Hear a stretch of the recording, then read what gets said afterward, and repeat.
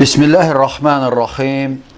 Elhamdülillahi Rabbil alemin. Ve salatu ve selamu ala eşrefil enbiyayı vel murselin. Vel aqibetu lil muttaqin.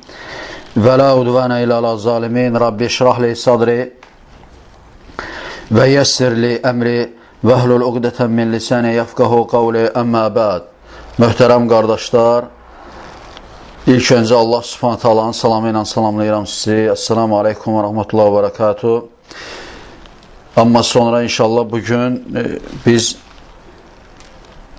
yenidən dərslərimizə davam edirik və fiqh dərslərini götürəcəyik. Bugün yenə davamını inşallah Şeyx Adil Əl-Əzzazinin Tamamul Münnə fi Fiqhül Kitab və Sahih-i Sünnə kitabından və biz keçən dərsimizdə nəcasətlərin əhkamlarını tamamladıq və gəldik, çatdıq qablar babına.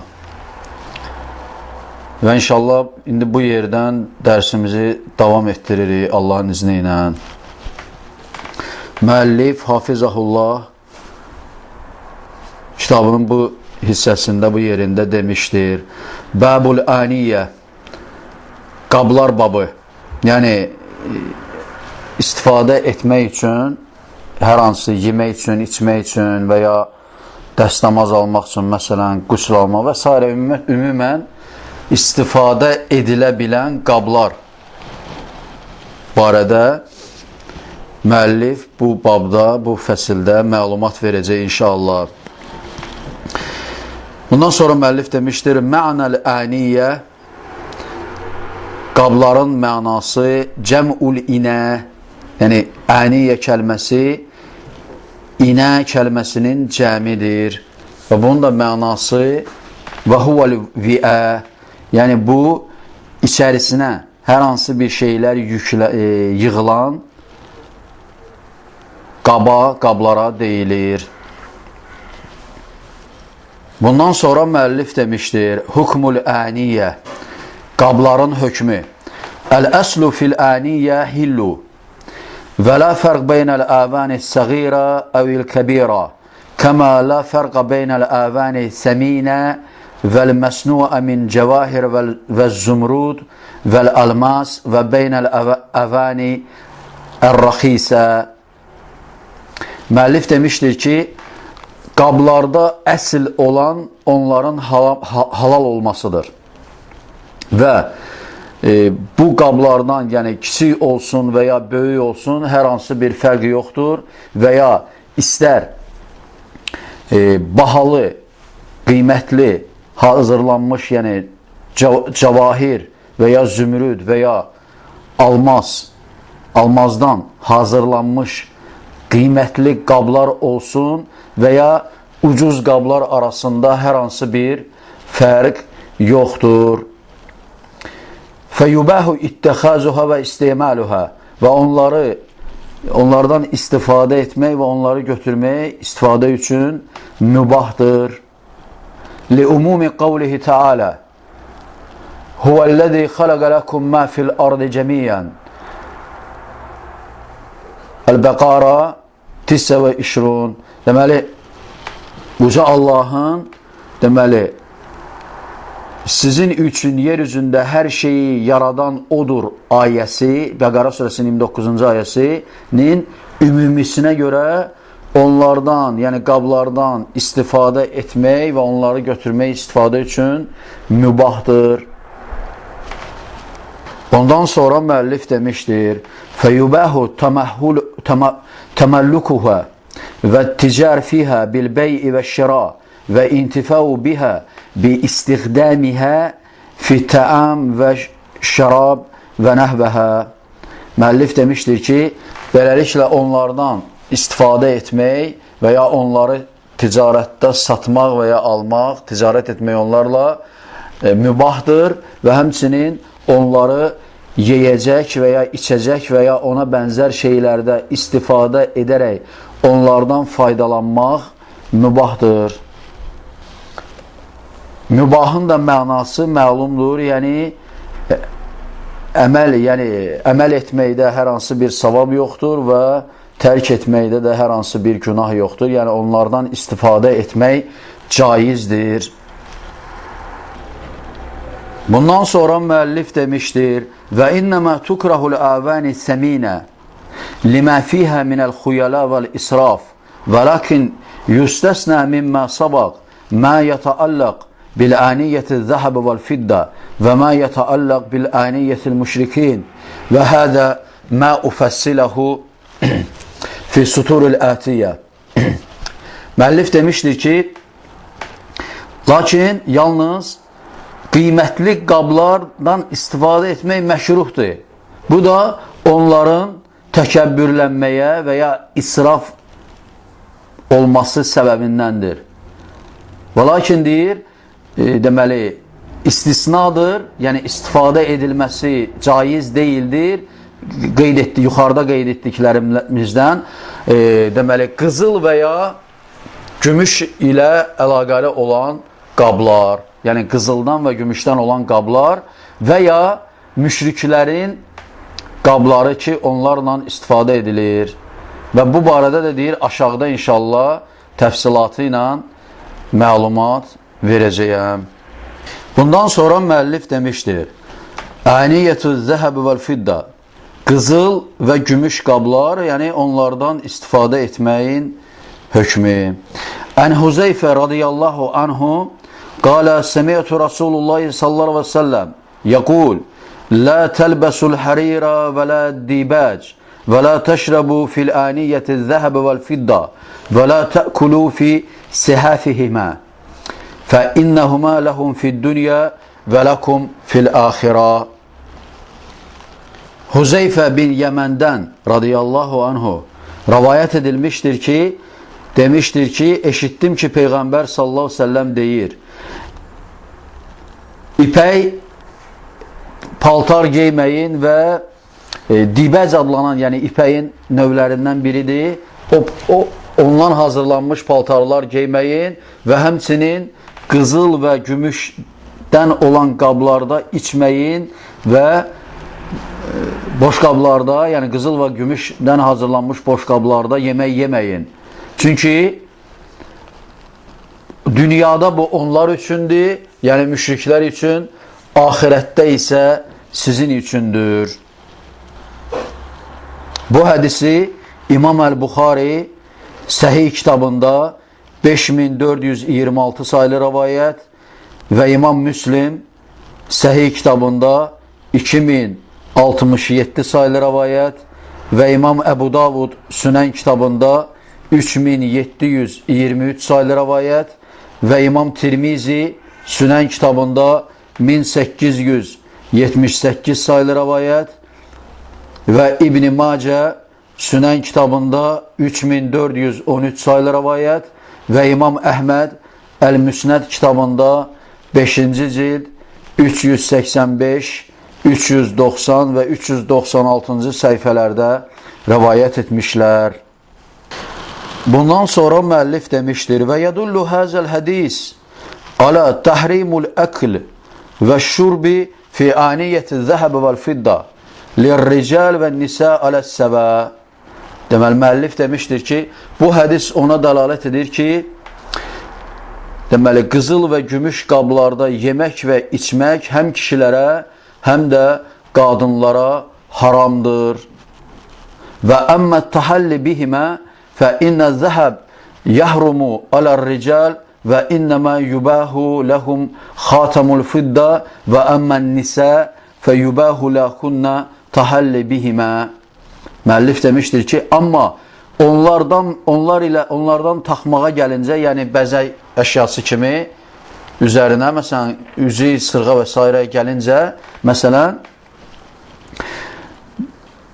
bu yalnız deməli, kişiyə qızıldan, yəni qızıl üzük taxmaq haramdır, lakin gümüş üzük taxmaq mübahdır, icazəlidir. Lakin qadınlara hər ikisi, yəni qızıldan və ya gümüşdən hazırlanmış, deməli, üzük və ya sırğa və s. əşyalar taxmaq mübahdır, icazəlidir. Bundan sonra müəllif demişdir və ixtilafəl ulema fi hukmi istimal zəhəb vəl fidda fi qeyril əkli və şurbi fəl cumhur ala tahrim zəlik. Deməli, müəllif demişdir ki, alimlər deməli, yeyəcək və içəcəklərdən başqa şeylərdə qızıl və gümüş qablardan istifadə etməyin hökmündə ixtilaf etmişlər. Və zəhəbə Şəvkani fi Neylül Avtar ilə cəvazi. Deməli, İmam Şəvkani Neylül Avtar kitabında bunlardan istifadə etməyin caiz olmasını demişdir. Yəni, yiyəcək və içələcəklərdən başqa şeylərdə qızıl və gümüş qablardan istifadə etməyin hökmündə İmam Şəvkani caiz olduğunu demişdir. Li-ədəmən nuhudu dəlil alə həzət tahrim. Çünki bunun haram olmasını hər hansı bir dəlil yoxdur. Və li-ənəhu iqtasara fil hədisi alə zikri ta'am və şərab. Çünki həmçinin deyir, deməli,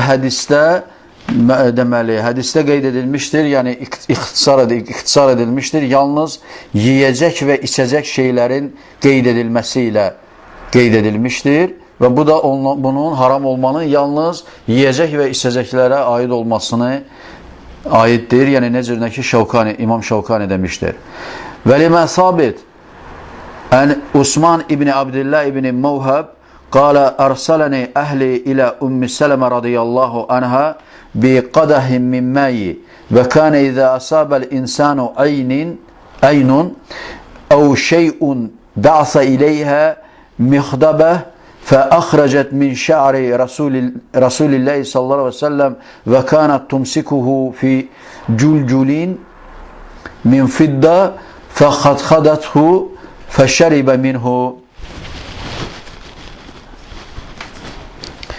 Deməli, Osman İbni Abdillah İbni Mevhab'dan hədis sabitdir, rəvayət edilmişdir, demişdir ki, mənim əhlim, yəni həyat yoldaşım, zövcəm, məni Ümmü Sələmə radiyallahu anhanın yanına bir qədəh su ilə göndərdi və yəni o zaman ki, yəni insan göz dəyməsindən və ya hər hansı bir şey ona isabət etdiyi zaman deməli, məxtəbə adlanan bir qabla məni onun yanına göndərdi və o da Peyğəmbər sallallahu aleyhi və səlləm tüklərindən bir neçə tük çıxartaraq deməli, gümüşdən olan cülcül adlanan qabın içinə o tükləri qoydu və onları biraz çalxaladı, qabı çalxaladı və həmin sudan içdi. Bu hədisi İmam Əl-Buxari Səhih kitabında 5896 sayılı hədisdə rəvayət etmişdir. Lakin orada gümüşdən kəlməsi yoxdur, qeyd edilməmişdir. Lakin Hafiz İbn Həcər Əl-Asqalani Səhih Buxarinin şərhində bunun bəzi nüsxələrdə, yəni Buxarinin bəzi nüsxələrində mövcud olduğunu qeyd etmişdir və demişdir ki, bunu deməli İbn Şahin Əl-Cəm'u Beynə Sahiheyn kitabında 802 sayılı rəvayətdə bu hədisi məhz bu qeyd edilən ləfzlə rəvayət etmişdir. Bundan sonra müəllif demişdir: "Vəl-culcul inəu yushbahul caras vəl-miqdab inəun min cümlətil əvani." Deməli, müəllif demişdir ki, culcul deməli, zınqırova bənzər bir qabdır. Vəl-miqdab da yəni ümumən qablardan hansı bir qabdır və belə demişdir. Bundan sonra müəllif demişdir: "Və alə həzə fəyəcuzəl vudu vəl-ixtisalu və cəmiyyül istimalat əddə əklu və şurbi min inəyi zəhəb əv fidda və huvər racih." Deməli, müəllif demişdir ki, beləliklə yemək və içmək xaric, deməli, qızıl və gümüş qablardan dəstəmaz, qüsül və ümumən bütün şeylərdə istifadə etmək caizdir və bu racih olan rəydir. Və həzə mən rəcahahu əs-Sən'ani əydən fi Subulüs-Səlam və rəcahahu Şeyx İbn-i Useymin rahiməhullah fi Şərh-il Mumti alə Zadəl-Mustaqnə. Müəllif demişdir ki, həmçinin bunu tərcih etmişlər İmam Əs-Sən'ani Subulüs-Səlam kitabında, həmçinin tərcih etmişdir bunu İbn-i Useymin rahiməhullah Şərh-el Mumti alə Zadəl-Mustaqnə kitabında.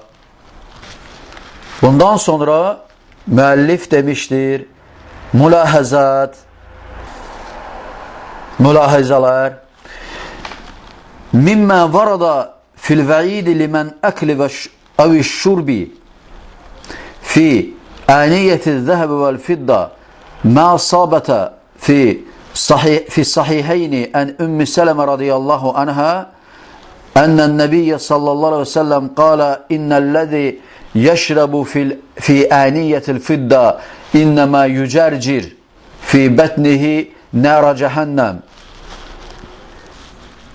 Qızıl və gümüş qablarda yemək və içmək barədə, yeyən və içən kəs barədə gələn vəid xəbərlərinə gəlincə, bu barədə iki səhihdə, yəni Əl-Buxari və Müslimin iki səhihində Ümmü Sələmə radiyallahu anhadan hədis rəvayət edilmişdir, deyilmişdir ki, Peyğəmbər sallallahu aleyhi ve sellem dedi ki, şübhəsiz ki, gümüş qablarda içən kəsin yalnız cəhənnəmin odundan qarnına, yəni bir şey içmiş olur və onun, yəni o ki, suyu içəndə ki, insanın boğazından gələn səs ki var, o necürünə ki,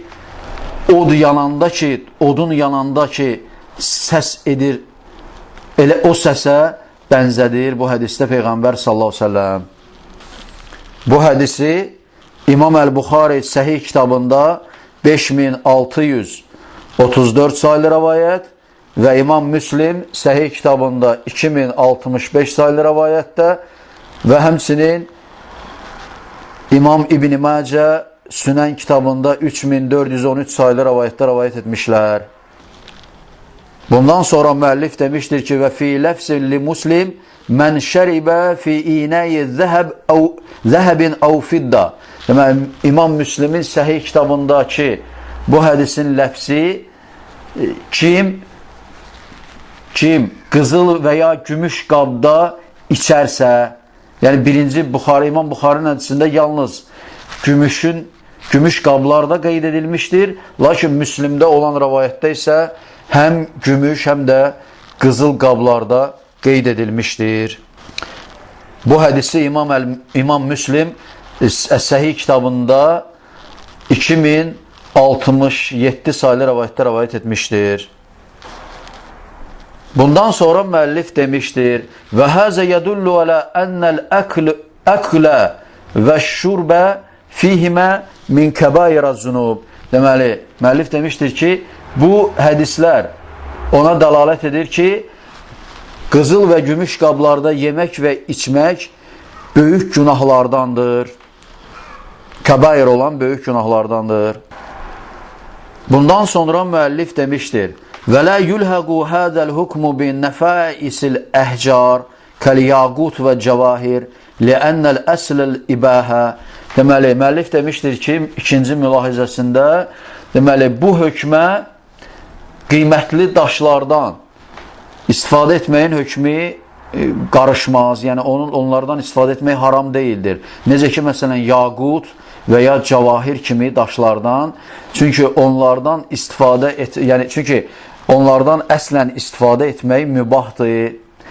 Və la dəlilə alə təhrimi istiməlihə vələv fil əkli və şurbi və onlardan istifadə etməyin haram olması barədə heç bir dəlil yoxdur.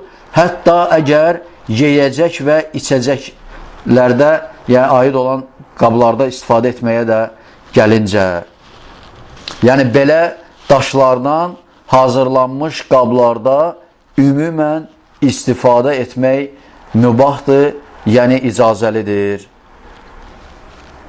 Bundan sonra müəllif demişdir: "Yacuzu tadbibul inayi bil fidda iza inkasara və la yemna'u zalika min istimalil ina." Fa an Anas radiyallahu anhu anna qadahan Nebiy sallallahu aleyhi ve sellem inkasara fattaxaza makana şa'bi silsileten min fidda. Müəllif demişdir ki, deməli, əgər gümüş qab, deməli, daha doğrusu, hər hansı bir qaba, hər hansı bir sınıq və ya çatdaq olarsa, onu gümüş ilə doldurmaq, həmin çatlağı və ya düzəltmək caizdir və bunu istifadə etməyə, yəni bunun belə edilməsi həmin qabdan istifadə edilməsinə maniyə olmaz. Necə ki, Ənəs ibn Malikdən radiyallahu anhu rəvayət edilmişdir ki, demişdir ki, Peyğəmbər sallallahu aleyhi ve sellemin bir qədəhi var idi ki, onda dəstəmaz alardı. O bir gün sınmışdı və Peyğəmbər sallallahu aleyhi ve sellem onun çatlayan yerinə gümüşdən əridib həmin yerə tökmüşdü və yapışdırmışdı, birləşdirmişdi. Bu hədisi İmam Əl-Buxari Səhih kitabında 3109 sayılı rəvayətdə rəvayət etmişdir. Bundan sonra müəllif demişdir: "Və şa'b bi fəthi şin huve şaq və silsilətu bil kəsri dairun min hadid və nəhvəhu minəl cəvahir." Müəllif demişdir ki, deməli, şa'b kəlməsi şinin fəthəsi ilədir və bundan məqsəd çatlama deməkdir, çat olması deməkdir. Və silsilə kəlməsi də, deməli, sinin kəsrəsi ilədir və bundan da məqsəd, deməli, dəmirdən olan bir dairədir, yəni ola bilsin bir qabın adıdır və ya ona bənzər cəvahirdən daha doğrusu olan bir qabdır. Bundan sonra müəllif demişdir: "İ'ləm ennel aniyyətəl mübahə izə kənət alə surətil heyvan məsələn fə innəhə təhrum və yəkunut tahrimu lə li zətihə və lakin li qeyrihə." Deməli, müəllif demişdir ki, bil ki, deməli, məsələn, heyvan surətində olan qablardan yəni istifadə etmək mübahdır. Baxmayaraq ki, yəni heyvan surəti haramdır. Lakin onun haramlığı zatına görə yox, yəni qabın nədən hazırlanmasına görə deyil, haram olması onun başqa hökmünə görədir. Yəni ki, heyvan surətinin evin içində olmasının caiz olmamasına görədir ki, bunda hökmü, yəni mələklərin həmin evə gəlməməsinə nədən olması səbəbindəndir ki, onlardan istifadə etmək haramdır, yenə də icazəli deyildir. Bundan sonra müəllif demişdir ki, İzə ləm yəcid inəən yəşrəbu əv yəkulu fihi illə inəən zəhəbin əv fiddə cəzə zəlikə liddərura. Deməli, müəllif demişdir ki, əgər içmək üçün və ya yemək üçün qızıl və gümüş qabdan başqa hər hansı bir qabın tapılması mümkün, yəni olmasa, yəni tapmaq mümkün olmasa, onlardan istifadə etmək zərurət üçün caizdir. Bax, Şeyxülislam İbn Teymiyyə Muxtasar Əl-Fətava Misriyyə kitabı 30-cu səhifə. Bundan sonra müəllif demişdir: Əniyyətül kuffar, kafirlərin qabları. Yəcuzul əklu və şurbi fi aniyetil kuffar. Müəllif demiştir ki, kafirlərin qablarında yemək və içmək caizdir. Və zəlikə limə səbətə ənə Rasulallah, ənə Nəbiyyə sallallahu aleyhi və səlləm əkələ minəşşətilləti əhdəthə Yahudiyyə minə Xeybər. Bunun da dəlili Peyğəmbər sallallahu aleyhi və səlləmdən rəvayət edilən dəlil ilə sabitdir ki, o Xeybərdən olan bir qadının hədiyyə verdiyi, deməli, qoyunun bir parçasından hədiyyə vermişdir Peyğəmbər sallallahu aleyhi və səlləm həmin Yahudi qadın və Peyğəmbər sallallahu aleyhi və səlləm ondan yemişdir. Bu hədisi İmam Əl-Buxari Səhih kitabında 3169 və 4249 sayılı rəvayətlərdə rəvayət etmişdir. Bundan sonra müəllif demişdir: "Və limə sabət fi sahiheyni min hadisi İmran ibn el-Husayn radiyallahu anhu fi hadisi tavil və fihi ənəhu sallallahu aleyhi və səlləm təvədda'a min məzadəti müşrikə." Həmçinin buna dəlil olaraq Əl-Buxari və Müslimin iki səhihində İmran ibn Hüseyin radiyallahu anhudan, Allah ondan razı olsun, sabit olan hədisdir, uzun hədisdir ki, orada deyilir ki, Peyğəmbər sallallahu aleyhi və səlləm müşrikə bir qadının, deməli, dəridən olan tuluğa bənzər, deməli, su qabından dəstəmaz aldı. Bu hədisi İmam Əl-Buxari Səhih kitabında 344 sayılı rəvayətdə və İmam Müslim Səhih kitabında 682 sayılı hədislərdə rəvayət etmişlər. Bundan sonra müəllif demişdir ki, "Vəl-məzadə əl-qirbə əlləti yudəu fihəl-mə."